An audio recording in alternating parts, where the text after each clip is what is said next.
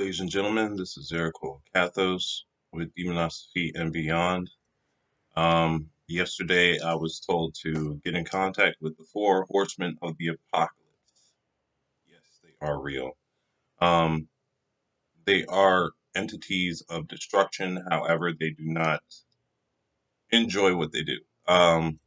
They just have a job to do in order to kind of break things up and get things moving. Unfortunately, that has negative effects for human beings, or it can, depending upon how their energies are utilized. But when I got in touch with them, they gave me a way to contact them again, but they also gave me a message to give to people. So the Four Horsemen are death, famine, conquest, and war. In this case, they all talk to me at one time saying the same thing. Like not multiple voices saying the same thing at the same time in unison, but basically just giving me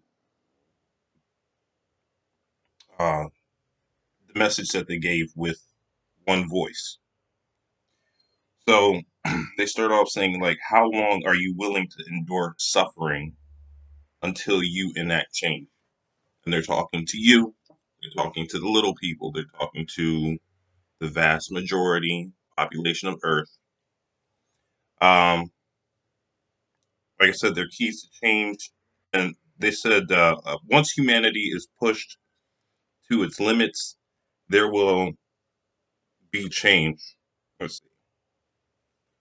No, no, no. I'm sorry. Long night. All right.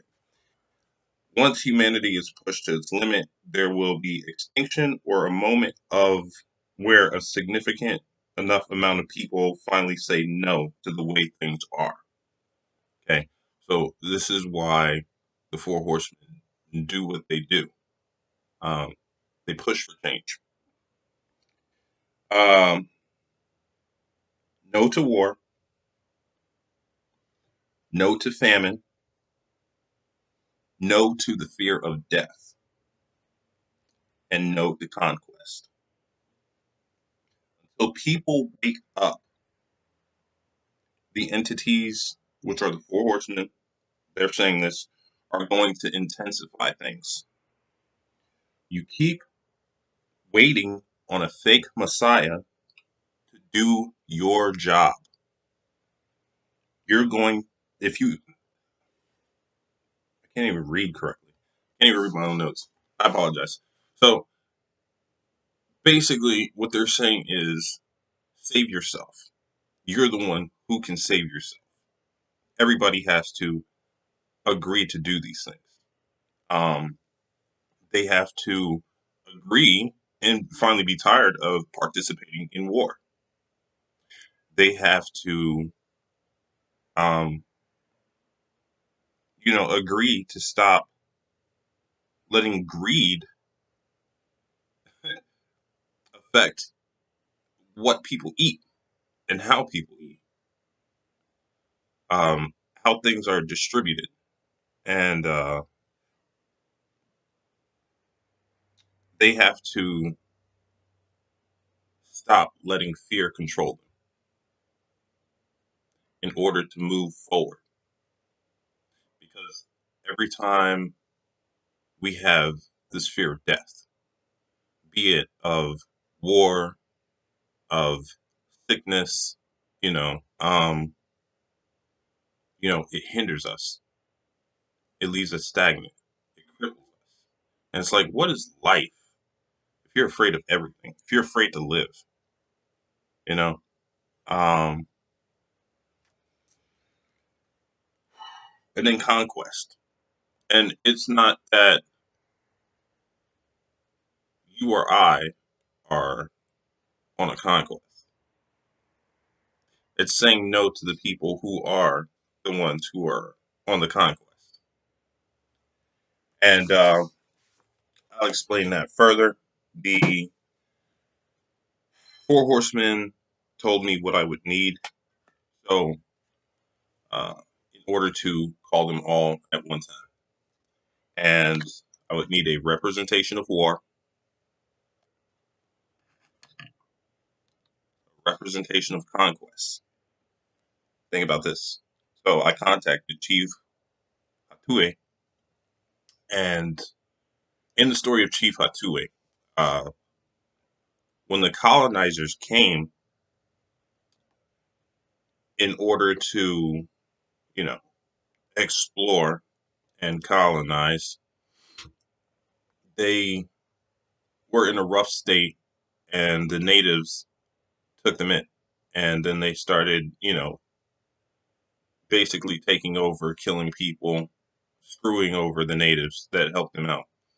And it was all because of gold, which Chief Hatui went to the other tribes and warned the other tribes. He said he took gold and he put it in front of them. He said, "This is their God. This is what they're coming for. And this is what they're killing our people and raping our women for." So, in my ritual, this is what I use for conquest. Okay. Gold plated money made by the colonizers with the thief right on the front. Um, that's my representation for conquest. Of course, death. Death would be an easy one. Like you can get something from the graveyard, you can get a skull, a scythe, something like that. Death isn't hard to find symbols for. And then for famine, uh, they said that I could use something like an empty bowl or like one seed for food. Then you mix all that together and you do your little ritual with two white candles, a red candle, and a black candle. And that's how you call upon the Four Horsemen in order to communicate with them. Now, these Four Horsemen can also be applied inwardly, where if you invoke them, they can invoke change within you, push you out of your comfort zone. And so they have a practical use within and without. With that said, I'm back to uh, studying and working. So I hope your magic is lit, you're accumulating knowledge, and I'll talk to you guys later.